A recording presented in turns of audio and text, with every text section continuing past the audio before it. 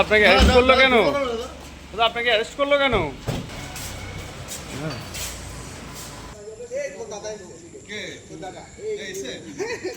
এবার পুলিশের জালে নৈহাটির প্রাক্তন বিধায়ক সনদ দে। ভোট পরবর্তী হিংসা থেকে তোলাবাজি, অন্যের জমি ভয় দেখিয়ে হাতিয়ে নেওয়া, পার্থভৌমিক ঘনিষ্ঠ সনদ দের বিরুদ্ধে রয়েছে ভুরি ভুরি অভিযোগ। শনিবার ভোররাতে উত্তর 24 পরগনার দত্তপুকুরে হানা দেয় পুলিশ। সেখান থেকে তাকে পাকড়াও করা হয়, তারপর নিয়ে আসা হয় নৈহাটিতে।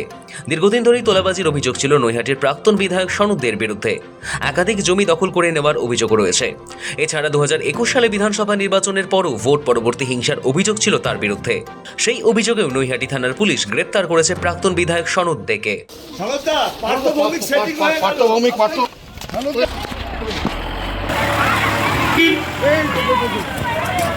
আপনাকে অ্যারেস্ট করলো কেন? আপনাকে অ্যারেস্ট করলো কেন?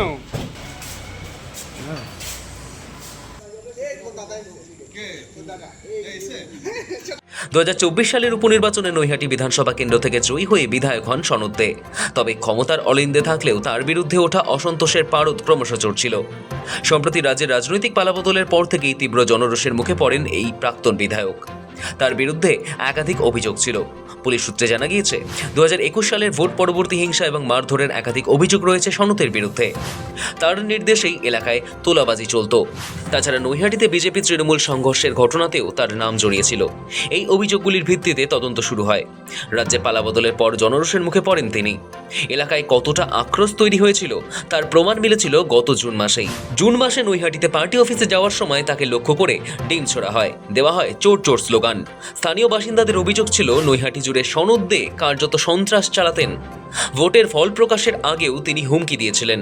আইনি খাড়া ঘাড়ে নামতেই আত্মগোপন করেন সনদ দে।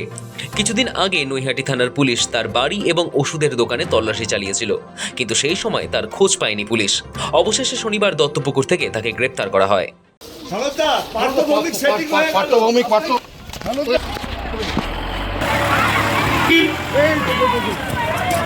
আপনাকে অ্যারেস্ট করলো কেন? আপনাকে অ্যারেস্ট করলো কেন?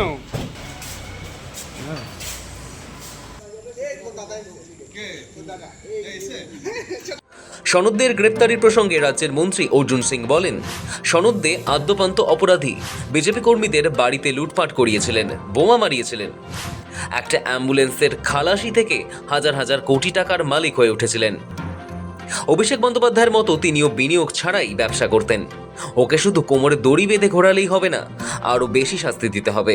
যা করবেন তার ফল এখানেই পাবে। শুধু কোমরে দড়ি বেঁধে ঘোরালোটা খুব একটু কম হয়ে যাবে। যা অত্যাচার করেছে, যেভাবে মহিলাদের উপরে শ্লীলতাহানি করেছে, মহিলাদের উপরে মেরেছে, অভয়া ঘটনা যখন মিছিল বেরিয়েছিল তাদেরকে মেরে হাত ভেঙে দিয়েছে, পা মাথা ফাটিয়ে দিয়েছে, জামা ছিঁড়ে দিয়েছিল।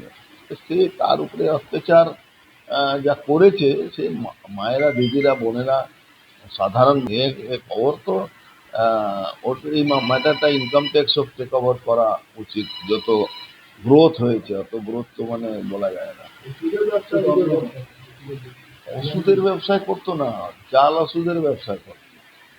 ইএসআই যে ওষুধ আছে, যেখানে ডিপো থাকে, যেখান থেকে ওষুধ সাপ্লাই হয়, গোডাউন থাকে, ওখান থেকে ওই ইএসআই ডক্টরদের সঙ্গে কিছু অফিসারদের সঙ্গে হাত মিলিয়ে সেই ওষুধটা পাঠাতো।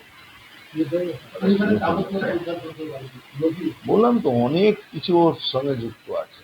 ওর যা মানে যতগুলো কয়েকশো কোটি টাকা ওর কাছে, ডাম্পার থেকে নিয়ে, বুলডোজার থেকে নিয়ে, আপনার জেসিবি থেকে নিয়ে, আপনার মনে আছে ওই কল্যাণী হাইওয়েতে যত ড্রেন তৈরি হয়েছে, আপনি যান ড্রেনটা, ড্রেন যেভাবে তৈরি হয়েছে, ইট মারলে ড্রেন ভেঙে যাবে। সনদ দে একটা অ্যাবসলুট ক্রিমিনাল। আমাদের মহিলা মোর্চা কর্মীদের বাড়ি লুটপাট করিয়েছিল, তার বাড়ি পাশে যারা থাকতো বোম মারিয়েছিল।